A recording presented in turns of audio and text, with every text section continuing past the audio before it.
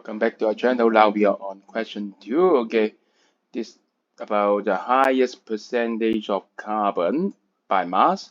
So by method of elimination, look at the A and B. One is a CH4 and one is a C2H5. Okay, if they have the same percentage of carbon, it should be C2H8, right?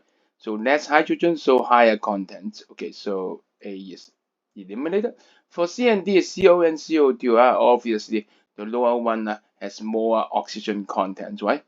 By mass. So actually, we just need to compare these two, okay? So carbon 12, so 2 is 24. Add together is 29, okay? And the lower one, carbon is 12, and then oxygen is 16, and then 28.